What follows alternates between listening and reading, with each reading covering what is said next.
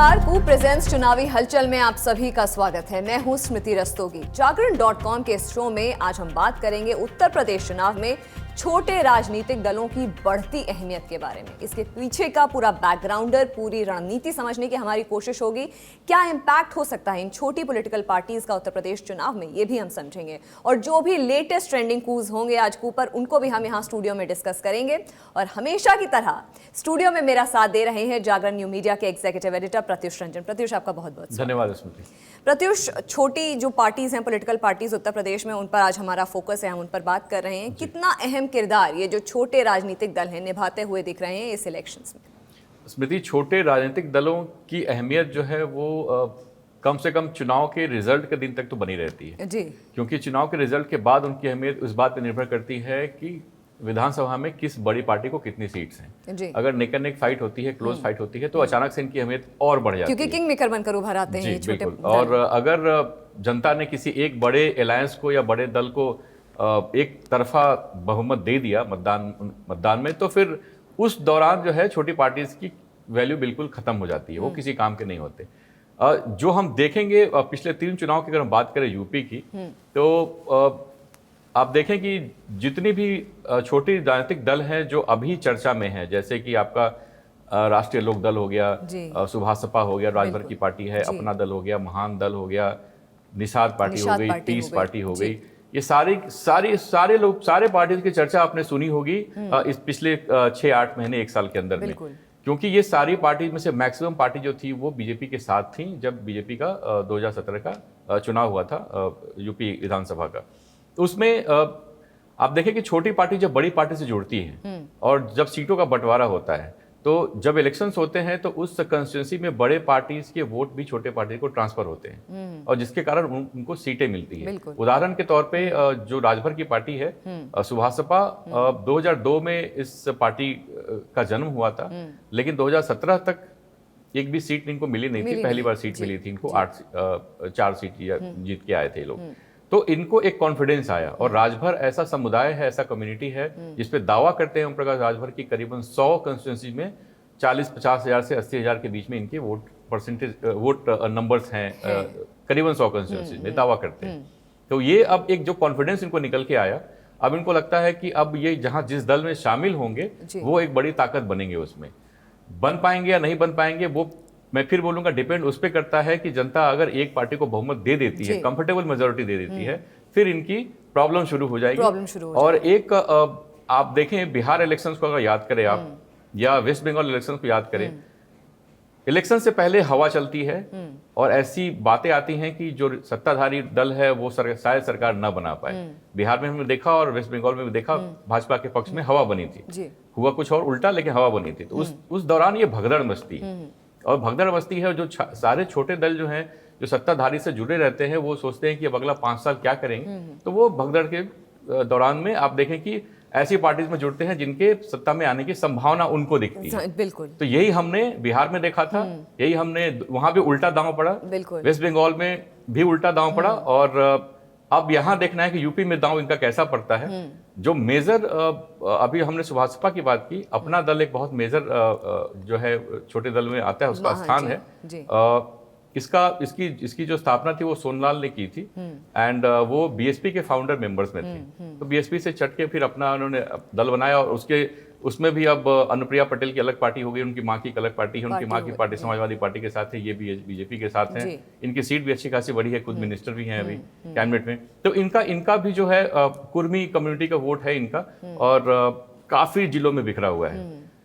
एक खास बात ये होती है यूपी का, अगर पॉलिटिक्स की बात हम करें तो कोई भी एक कम्युनिटी का एक लीडर पूरे यूपी में नहीं हो सकता है। इसका एक आप उदाहरण देखें, स्वामी प्रसाद मौर्य बीजेपी के कद्दावर नेता है, केशव प्रसाद मौर्य, स्वामी प्रसाद मौर्य है जो शिफ्ट होकर समाजवादी पार्टी में आए, और एक स्वामी देव मौर्य हैं जो महान दल के हैं। ये तीनों मौर्य कम्युनिटी के बड़े लीडर्स हैं, लेकिन अलग अलग क्षेत्र के ये लीडर्स।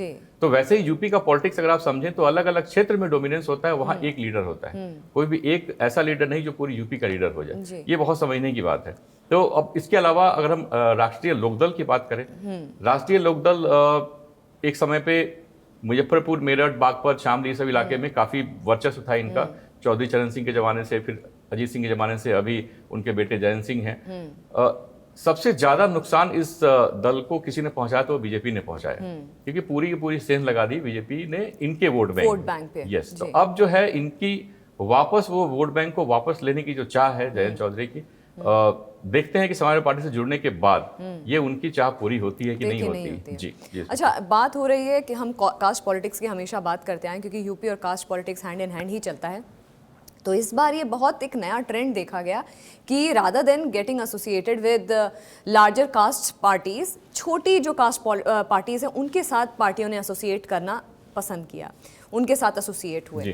तो इसके पीछे की मैथमेटिक्स क्या है दिमाग में पॉलिटिकल पार्टीज की? आप देखें, जैसा मैंने पहले बताया, वोट ट्रांसफर होता है छोटी पार्टीज को बड़े पार्टीज के अलायंस करने के साथ वहां पे, जहां अगर आप देखें अगर पूर्वांचल के जिन सीटों में आज इलेक्शन हो रहा है वहां पे सुभाषपा साथ में थी बीजेपी के, जब ये इलेक्शन हुआ था काफी डोमिनेंस था वहां पे। तो फिर भी जो है बीजेपी जो पूर्वांचल के आज जिन क्षेत्रों में मतदान हो रहा है वहां पे बहुत ज्यादा सीट जीत नहीं पाई थी। अगर वहां पे सुभाषपा अगर अलग आई है, समाजवादी पार्टी के साथ गई है, तो अगेन उनका जो अपना वोट है वो ट्रांसफर होगा समाजवादी पार्टी के साथ, ये उनका अपना मानना है। अगेन मैं यहाँ पे ये बात बोलूंगा कि ये पूरा का पूरा समीकरण जो हम बात करते हैं, पूरा का पूरा दावा जो निकलता है कास्ट बेस को लेके, ये तब धरातल पे उतरता है जब वो जो हम पेपर पे लिख रहे हैं कि इतने % वोट इनको मिले, वो एक्चुअली में मिल रहे हैं कि नहीं मिल रहे। मतदाता जो है वो जाति का हो, किसी धर्म का हो, अगर उसके मन में मुद्दे ज्यादा महत्वपूर्ण है, अगर इन इक्वेशंस के ऊपर जाके मुद्दे बैठते हैं तो ये सारे कास्ट इक्वेशंस फेल हो जाते हैं। और ये तो इस बार मुद्दों का इलेक्शन है, मुद्दों का चुनाव है यूपी बिल्कुल, तो मुद्दों का चुनाव होना भी चाहिए। चुनाव जो होना चाहिए वो मुद्दों का ही होना चाहिए, क्योंकि कास्ट इक्वेशंस अपनी जगह पे है, एक रोल प्ले कर सकते हैं, लेकिन अब समय आ गया कि अहम रोल प्ले करने से ज्यादा जरूरी है मुद्दों की राजनीति अहम रोल प्ले करे। जी। अच्छा, आज अगर बात की जाए तो आज लास्ट डे है कैंपेनिंग का, आज लास्ट डे रहा, सारी पॉलिटिकल पार्टीज ने सब पूरा अपना दमखम लगा रखा था। 7 तारीख को जो आखिरी चरण है मतदान का वो होगा, उससे पहले आज दिन भर में क्या कुछ ऐसा इंपॉर्टेंट घटित हुआ, आप हमें बताइए। आज काफी हाई वोल्टेज कैंपेन चल रहा है, स्मृति, चला है, पूरे दिन भर चला है। और प्रधानमंत्री मोदी की रैली हुई है वाराणसी में, खुद योगी जो है उन्होंने भी रैलीज की हैं, और इसके अलावा अमित शाह जौनपुर में रैली कर रहे थे। अच्छा, एक चीज प्रत्युष पूछना चाहूंगी, प्रधानमंत्री खुद जमीनी तौर पे जुड़ करके ये कैंपेनिंग कर रहे हैं, रैली कर रहे हैं, कितना मुनाफा, कितना मैं कह रही हूँ एडवांटेज मिलेगा इस इलेक्शन? प्रधानमंत्री का, स्मृति, रैली करना खुद वो 3 दिन से वाराणसी में है, और कल रात हमने देखा कि अचानक से वो रेलवे स्टेशन पहुंच गए, एग्जीक्यूटिव लॉन्च में चले गए, वहाँ पे लोगों से उन्होंने बातचीत की। तो उनका अपना एक स्टाइल है लोगों से मिलने का, मंदिर में जाके वहाँ पे लोगों के साथ भजन कीर्तन में शामिल होना, ये सब उनकी अपना स्टाइल है पॉलिटिक्स का। वो करते हैं इसलिए करते हैं, और जनता को ये शायद पसंद भी आता है, इसलिए वो करते भी हैं, और जनता उनकी तारीफ भी करती है। तो एक कनेक्ट है उनका। और लगातार रैलीज में मैंने देखा है कि जो आज का उनका कुछ भाषण है उसमें उसने नेशनलिज्म की बात भी की है। नेशनलिज्म की बात करते हुए उन्होंने ये बोला है कि संसद के चुनाव से लेकर पंचायत के चुनाव तक लोगों में नेशनलिज्म की बात आती है, उसके पे वोट होती है। तो कहीं ना कहीं वो पूरे उत्तर प्रदेश के चुनाव जो हो रहा है इसमें उन्होंने राष्ट्रवाद को भी एक मुद्दा बनाने की कोशिश की है। आज का जो इलेक्शन, मतलब जो इलेक्शन का कैंपेन आज खत्म हो रहा है, स्मृति, ये जो चुनाव है पूर्वांचल का जो क्षेत्र है, इसमें अगर मैं कुछ डेटा की बात करूं तो 2017 में ये क्षेत्र जो है बीजेपी के लिए थोड़ा सा वीक पड़ा था। इनका जो स्ट्राइक, मैं अगर स्ट्राइक रेट की बात करूं कि जितने सीटों पे लड़े और जितने सीटों पे जीत मिली, उसमें सबसे कम स्ट्राइक रेट जो था वो इसी क्षेत्र में था बीजेपी का। 61% स्ट्राइक रेट था, और 54 सीट्स पे इलेक्शन लड़े थे, 33 सीट जीते थे। इसीलिए मुझे लगता है इस बार काफी कुछ दमखम लगा रखा है बीजेपी। और इन्हीं इलाके में समाजवादी पार्टी ने 34 सीट्स के आसपास उन्होंने जीत हासिल की थी। तो ये क्षेत्र जो है बहुत महत्वपूर्ण है कि हम लगातार बात करते आए हैं। वेस्ट यूपी से हमने स्टार्ट किया था, तो वेस्ट यूपी में जो स्ट्राइक रेट था बीजेपी का, वो 91% था। वो 58 में से 53 सीट्स जो बीजेपी ने जीती थी। लेकिन ये क्षेत्र जो है जहाँ पे इलेक्शन 7 तारीख को होने हैं, जो लास्ट चरण है, ये बीजेपी के लिए बहुत ही महत्वपूर्ण है। अगर पिछले प्रदर्शन को भी दोहरा लिया उन्होंने, अगर दोहरा लिया तो फिर इनके लिए जो है चीजें आसान होती दिखेंगी। लेकिन अगर समाजवादी पार्टी और सुभाषपा और बाकी जो सारे दल वहां पे इकट्ठा हुए हैं, इन्होंने अगर बीजेपी का वोट बैंक में सेंध लगाई तो थोड़ा सा देखना मुश्किल होगा कि यहाँ पे बीजेपी कैसा परफॉर्म कर पाती है। जी, आज वैसे दिन भर में बहुत ट्रेंडिंग कुछ कूज भी रहे हैं जिन पर हम नज़र डालते हैं। ये दो तरीके का दो सेगमेंट हैं इसमें। हम पहले हम दिखाते हैं जो पॉलिटिकल पार्टीज़ हैं उनकी तरफ से क्या कुछ लेटेस्ट कहा गया है कू पर, और फिर हम लोगों के रिएक्शंस भी दिखाते हैं, जनता के कॉमनर्स के रिएक्शन भी दिखाते हैं। सबसे पहले नज़र डालते हैं क्या कुछ पॉलिटिकल फ्रेटर्निटी हमसे कह रही है कू पर। सबसे पहला कू है आम आदमी पार्टी का उत्तर प्रदेश में। वो बात कर रहे हैं महंगाई पर और बिजली के बारे में बात कर रहे हैं कि अगर हम आ गए सत्ता में तो 300 यूनिट फ्री बिजली मिलना एक बड़ी राहत रहेगा लोगों के लिए। अच्छा प्रत्युष, ये एक तरीके का देखा जाए दिल्ली का मॉडल उत्तर प्रदेश में भी ये बनाने का, उतारने का, दोहराने की कोशिश कर रहे हैं। क्या लोगों को, यूपी के लोगों को बिजली, फ्री बिजली के उस पर रिझा पाएंगे दम पर? स्मृति, आम आदमी पार्टी के राजनीति में आने का एक फायदा तो हुआ है कि सारे पार्टीज ने मैनिफेस्टो में फ्री बिजली का वादा करना की शुरुआत कर दी। जी। एक बात हमें समझनी पड़ेगी, सारे जो हमारे देश के लोग हैं कि कुछ भी फ्री नहीं होता है, उसकी कॉस्टिंग होती है, वो कॉस्टिंग की भरपाई कहीं ना कहीं से होती है। जी। सरकार अपनी तरफ से करे या जिस तरीके से भी करे, भरपाई होती है। फ्री बिजली प्रोडक्शन नहीं होता तो फ्री बिजली कंजम्पशन कैसे होगा? जी। तो ये फ्री बिजली देने का वादा तो करते हैं, दावा तो करते हैं, लेकिन हाँ इसके पीछे की मंशा ये होती है कि जो लोग उसको नहीं पे कर सकें उन लोगों के लिए सरकार की तरफ से एक सपोर्ट है कि आप यूज करें और ये हम इसके लिए आपका पे करेंगे। तो ये फ्री नहीं है, सरकार उसको पे कर रही है और उसका जो बोझ है वो उन क्लास को जाता है जो टैक्स पे करते हैं, टैक्स पेयर्स या फिर जो जिस भी तरह से टैक्स आ रहा है, तो ये होता पर पूरा इसका भार आता है। बिल्कुल। तो फ्री कुछ नहीं है। हाँ, अब दिल्ली छोटा एक राज्य है, यूपी एक बहुत बड़ा राज्य, कोई कंपैरिजन नहीं है। अगर 300 यूनिट यूपी में अगर फ्री करेंगे तो इनकी जो एक्सचेकर पे जो भार पड़ेगा बहुत ज्यादा भार पड़ जाएगा इस पे, मतलब उसकी चिंता भी इनको ज्यादा करनी पड़ेगी। जी जी। अच्छा, अगला कू जो हमारे पास है वो है ओम प्रकाश राजभर का। इन्होंने बात करी है इस बार, हेल्थ की बात करी है, लॉ एंड ऑर्डर की बात करी है। एक ऐसा मुद्दा है जो इस बार मुझे लगता है कि ये भी पार्टियां करती हुई नजर आ रही हैं। अभी जो स्मृति हम बात कर रहे थे कि मुद्दों की राजनीति होनी चाहिए, अब ये राजभर जो राजभर समुदाय का प्रतिनिधित्व करने का दावा करते हैं, ये भी मुद्दों की राजनीति पे आए हैं। ये बात हेल्थ की और आप देखें लॉ एंड ऑर्डर सिक्योरिटी की भी बात कर रहे हैं, जो 100 नंबर की बात कर रहे हैं। तो ये एक अच्छा बदलाव है और आगे भी ये इस बात की चर्चा करें और जैसे भी जिस तरह की इनकी राजनीतिक दिशा बनती है जब भी उस दिशा पे रहें तो इसके बारे में काम जरूर करते रहें। अगले कू पर नजर डालते हैं प्रत्युष। चंद्रशेखर आजाद हैं, भीम आर्मी चीफ हैं ये। गोरखपुर की सम्मानित जनता, गोरखपुर से ये इस बार लड़ रहे हैं और गोरखपुर एक अहम सीट है। मुख्यमंत्री योगी आदित्यनाथ भी गोरखपुर से पहली बार एज एमएलए वो लड़ रहे हैं। और किस तरीका, क्या खास है इस बार चंद्रशेखर आज़ाद के लिए ये इलेक्शंस में, और क्या कुछ नया करने का ये दावा कर रहे हैं? क्या ये नया कुछ कर पाएंगे? सेंध लग पाएगी गोरखपुर में बीजेपी के? मैं स्मृति तारीफ करूंगा चंद्रशेखर की, एक ब्रेव स्टेप लिया उन्होंने। योगी आदित्यनाथ के खिलाफ उनके ही गढ़ में खड़ा होकर तार ठोकने का एक बहुत ब्रेव स्टेप था। इसका मतलब ये निकलता है कि आपको पता है कि शायद आप सीट ना भी जीत पाए, लेकिन जो समर्थन आप हासिल करेंगे हो सकता है वो एक आपका अगले 5-10 साल तक आपका परमानेंट समर्थन बनेगा। जी। इनकी जो सोच थी, इनका जो नजरिया, इनका ऑब्जेक्टिव था वो यही था कि गोरखपुर और उसके आसपास के एरिया में जो दलित कम्युनिटी के लोग हैं उसमें उन तक ये पहुंच बनाए और कुछ ना कुछ इन्होंने उसमें सफलता हासिल की होगी, इसमें कोई डाउट नहीं है। तो मतलब कि इस बार जो वो दावा कर रहे हैं कहीं ना कहीं आगे चल करके फ्यूचरिस्टिक पॉइंट ऑफ व्यू से काफी दम रखता है। ये लंबी सोच एक दर्शाती है इनकी जो राजनीति है, इनकी लंबी दूरी की सोच के बारे में ये इंडिकेशन देती है। अच्छा, हमारे पास कुछ आम जनता के भी रिएक्शंस हैं कूपर, आइए उन पर भी नजर डालते हैं।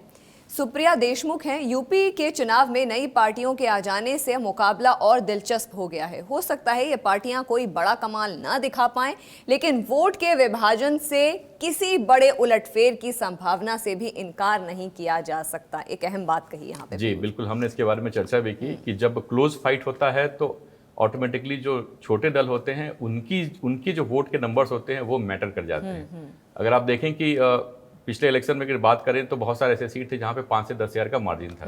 जब ऐसे क्लोज फाइट होते हैं तो निश्चित रूप से जो छोटे दल होते हैं वो अहमियत उनकी बन जाती है मगर जब मेजोरिटी में एक पार्टी आ कहीं न जाती कहीं है, उस सीट्स में वो किंग मेकर की भूमिका में आ जाते हैं। अगले हम coup पे नजर डालेंगे। शिखर हैं, ये कहते हैं नई पार्टियों का यूपी में भविष्य कोई उज्जवल अभी तो नहीं दिख रहा, ज्यादा से ज्यादा ये वोट कटवा साबित होंगी और किसी पुरानी पार्टी को ही इससे फायदा होगा। किसी भी डेंट लगने की बात कर रहे हैं किसी पार्टी में, ये कौन सी पार्टी हो सकती है जिसपे डेंट लग सकता है? अब ये तो बड़े बड़े एक्सपर्ट नहीं बता पाएंगे, लेकिन इसमें एक बात हम कह सकते हैं कि किसी भी पार्टी को वोट कटवा पार्टी कहना ठीक नहीं है, क्योंकि पॉलिटिकल पार्टी लोकतंत्र की नींव होती है। जिस भी कारण से पॉलिटिकल पार्टी बनती है उनका एक ही ध्येय होता है, सत्ता हासिल करना, और सही तरीके से कॉन्स्टिट्यूशन संविधान के दायरे में रह के सत्ता हासिल करना उनका राइट है, वो करना चाहिए। और आप देखें कि कई सारी ऐसी पार्टी जो बिल्कुल छोटे लेवल से इन्होंने शुरुआत की और आज बहुत बड़े लेवल पे हैं। आम आदमी पार्टी इसका उदाहरण भी है, बहुत अच्छा उदाहरण तो है। सबको हक है अपने अपने किस्मत आजमाने का, ईवीएम के खेल में शामिल होने का, और किसी को भी इस तरह से ना बोले, लेकिन हाँ कहीं मुझे लगता है ये कहना चाह रहे होंगे कि डेंट किसकी कौन लगाने में सक्षम रहेगा। डेंट मतलब आपने उनके वोट बैंक को अपना वोट बैंक बना लिया। हाँ जी, तो ठीक है, मतलब अगर कोई बड़ी पार्टी है या कोई बड़ा लीडर है, अगर उस कम्युनिटी के लिए वोट लेके उसके बाद 5 साल काम ना करे तो उसके वोट में सेंध लगना बहुत ही जरूरी है, वो लगना भी चाहिए जी। अगला coup भी है हमारे पास, वो भी देख लेते हैं। मनोहर महातो हैं, नई पार्टियां और उनके वादे अभी तो शानदार लग रहे हैं, लेकिन चुनाव के बाद अगर ये सरकार में आ गए तो ये पूरे होंगे कि नहीं, ये देखने वाली बात होगी, जिसका हम लगातार डिस्कशन भी करते आ रहे हैं। अपने मैनिफेस्टो में जो आप बातें कह रहे हैं, वादे कर रहे हैं, उनको पूरा करना भी बहुत ज़रूरी है। आपने एक बहुत अच्छी बात जो लगातार कहते आ रहे हैं कि मैनिफेस्टो को आप फोटो खींच करके रख लीजिए, मैनिफेस्टो का आप पूरा ब्यौरा रख लीजिए अपने पास, और 5 साल जब सरकार के पूरे हो जाएं तो ज़रा कंपेयर करके देखिए। सोशल मीडिया प्लेटफॉर्म ने लोगों को एक ऐसा जगह दिया जहाँ पे आप लगातार अपनी वॉइस को रख सकते हैं और दमदार तरीके से रख सकते हैं।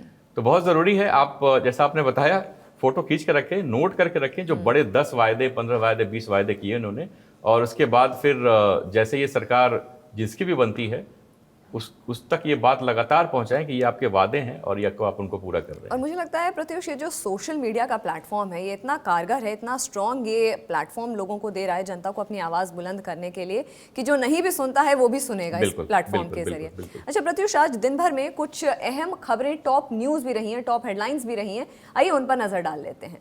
यूपी असेंबली इलेक्शंस 2022 की बात है। आज चुनाव प्रचार थम गया है आज शाम को, और 7 मार्च को होगा अंतिम चरण का मतदान। अगली हेडलाइन है यूक्रेन और रशिया की 10th डे ऑफ वॉर, रूस ने किया सीज फायर का ऐलान, फंसे हुए लोगों को निकालने में करेगा मदद। पीएम नरेंद्र मोदी वाराणसी के खजुरी विधानसभा जनसभा में बोले, परिवारवादियों ने खुद का ही भला किया है। ये एक अहम उनका बयान प्रत्युष आया है, क्विक रिएक्शन आपसे लेना चाहूंगी इस पे। अगेन लगातार जो हमला बोलते हैं परिवारवादियों इनका सबसे बड़ा टारगेट जो है प्रधानमंत्री मोदी का रहता है वो होता है परिवारवाद के ऊपर, क्योंकि वो उन्होंने कई बार चर्चा की, कई बार नाम तो नहीं लेते हैं, हाँ, बट उनका जो इंडिकेशन है वो सीधा सीधा हमें भी समझ में आता है कि वो किन पार्टीज को टारगेट कर रहे हैं। एक सिंगल पार्टी परिवार बेस्ड जो पार्टीज होती हैं वो बीजेपी के निशाने पे हमेशा से रही है, और यही इन्होंने फिर इस बात को दोहराया था। फिलहाल आज शो में इतना ही। मुझे और प्रत्युष को दीजिए इजाजत, लेकिन जाते जाते एक अहम बात है कि आप सब कू के जरिए हमसे जुड़े रहें, आप हैशटैग का इस्तेमाल करें, और जो कुछ भी आपको लगता है चुनाव से रिलेटेड आप यहाँ पर पोस्ट कर सकते हैं। हिंदी में करिए क्योंकि कू पे कूल है हिंदी। फिलहाल आज इतना ही, और एक और अहम बात हमारे वोटर से कि प्लीज आखिरी चरण है उत्तर प्रदेश चुनाव का, अपने मतदान का इस्तेमाल करिए। नमस्कार।